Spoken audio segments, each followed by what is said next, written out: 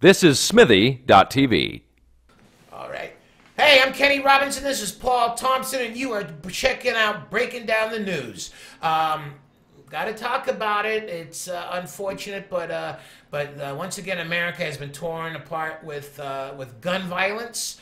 This past weekend, there's a tragic shooting in South Carolina, where usually it's just a madman or a movie being coming out, but this time there's a racial factor, and a very sad racial factor. So, anyway, Paul, what do you make of all this? I mean, I know you're not going to say I think it was great, but you know, No, just obviously it's terrible, very terrible, and it's awful. It's awful.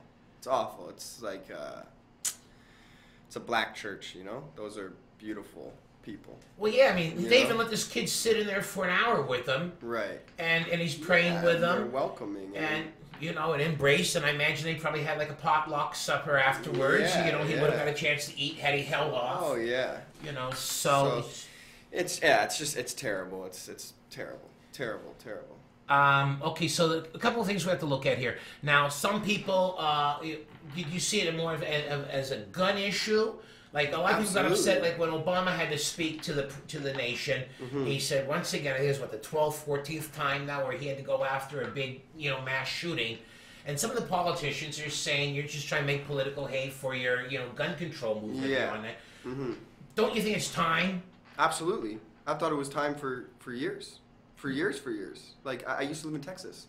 Oh, I didn't know that. Yeah. Okay, so did you grow up with a gun culture around you, or? Absolutely. I was in Texas. So you, we didn't know one person other than my family from Canada who didn't have a gun. So in the event shit ever hit trouble, you guys would have knocked on somebody's door to ask for permission? Yeah, we would be Canadians about it and bang them out with our hands. You know what I mean? That's it. But, Yeah. well, that's something like, all the years I lived in Chicago, I'd never seen a barroom brawl because somebody would always go back to their car, come back with their piece, Big time. and shoot the guy they were going to fight with and shoot their backup. Yeah. And they shoot the bartender for cutting them off. Right. So, And that happens. And if that was all that was happening, then fine, keep your guns. Understandable. Keep your right to bear arms. But the problem is there's kids killing themselves a lot because they know where dad keeps his gun, right? And that's irresponsible parents and irresponsible gun owners for not having it underneath. Right, Which is true, yeah. Yeah, but kids aren't stupid, and there's mass shootings happening, and it's not going down like that anywhere else in the world at that rate, but America. So. And it doesn't even have to be mass shooting. I mean, every weekend in Chicago,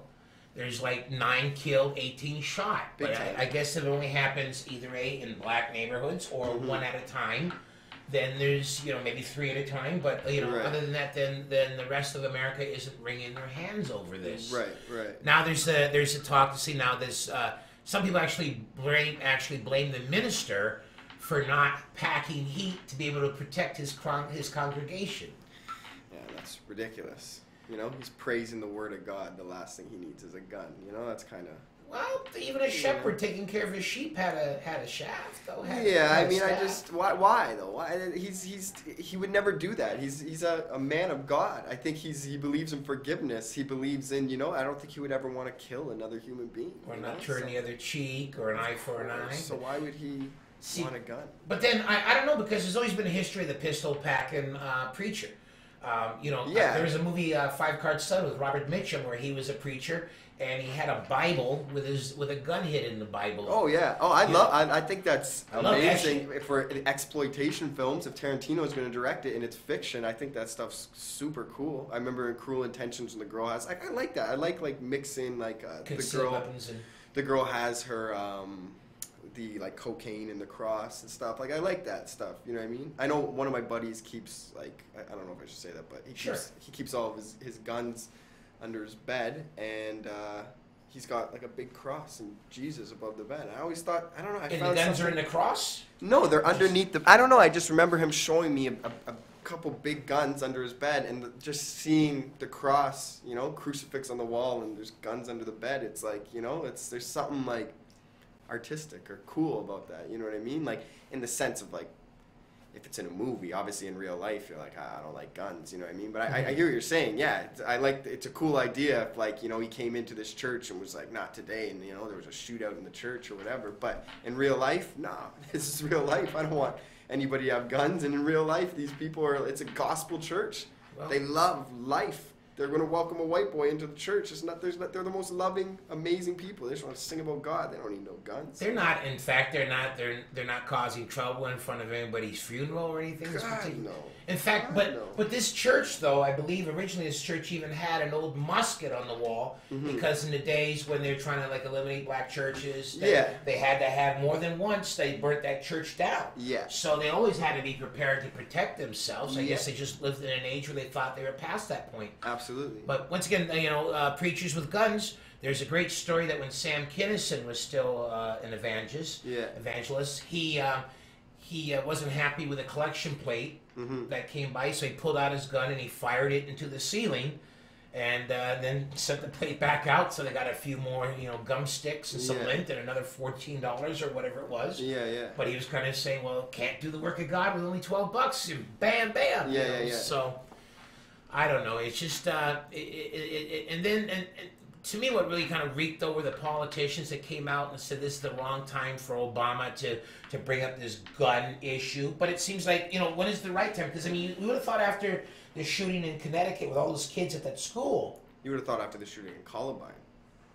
I mean, this has been going on for years. You would have thought after the shooting of Martin Luther King. You would have thought after the shooting of JFK. Thought, I mean, I understand assassinations is going to happen. You know what I mean? We're not innocent of that. It happened on Parliament Hill. There was every now and then people go crazy, But because of Canadian gun laws, he only was only able to get a Winchester. What's that? The shooting on Parliament Hill. Yeah. He only had a Winchester.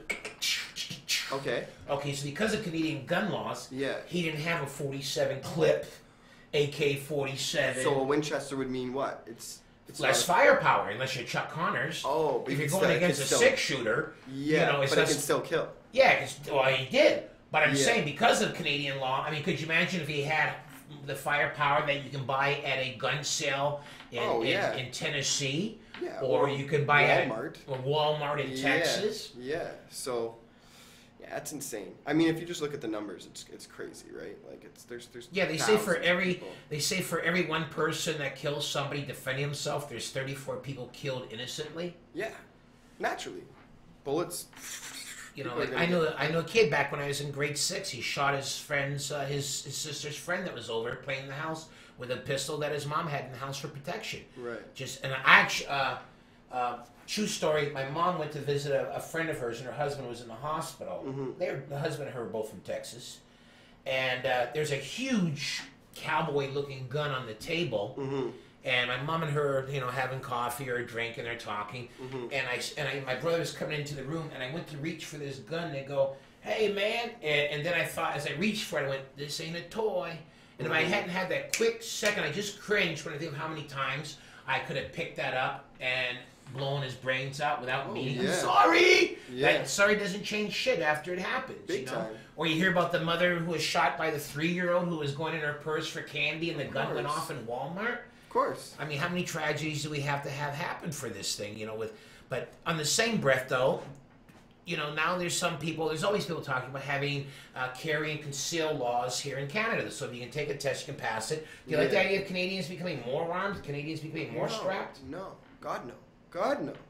Makes us who we are. You know what I mean?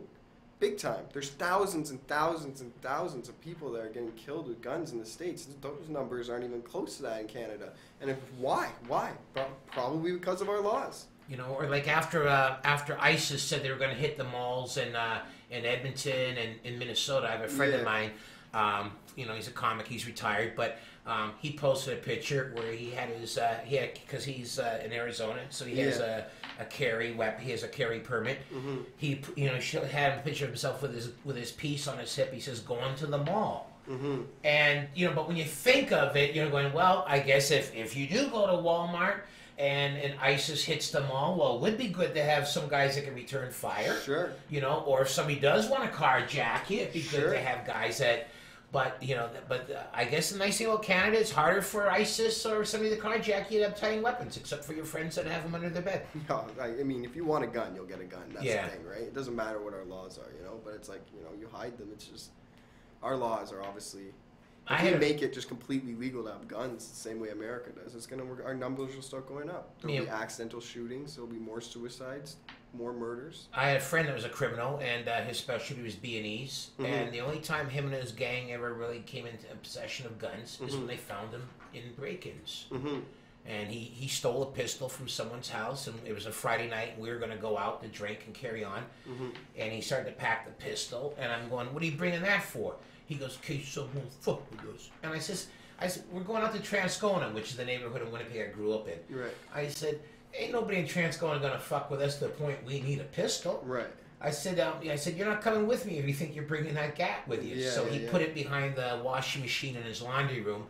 And when he came back the next day, the gun was gone. I suspect it was the guy he stole the gun with that took it. So, but that just shows you how the gun can be taken from one home, stashed by one criminal, taken by another criminal, and to this day I don't know where the hell that gun is. It's around, you know. Oh, it's around. And my friend, he isn't, because he came second in a knife fight.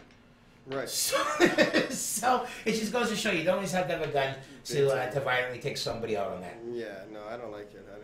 I don't like. I remember when I was in England and people would sometimes confuse because we're from North America. Right, we're all Yanks. I got asked that, if you like, you're allowed guns in Canada? I don't know. I feel very proud to laugh at them. Like, no. Well, we are. I mean, just can't have what you know what I mean? Yeah, but like, do you guys have have guns in Canada? And you're like, no. Like, I mean, people have them, but it's not like America. You know what I mean? I'm proud to say that stuff. You know, like, I'm proud to be like, no, we don't. Like, you know, we don't have a right to bear arms. We're not like, you know, it's amazing. I love it. I love it. I love that about Canada. The numbers are, proof is in the pudding. Less people are getting killed up here.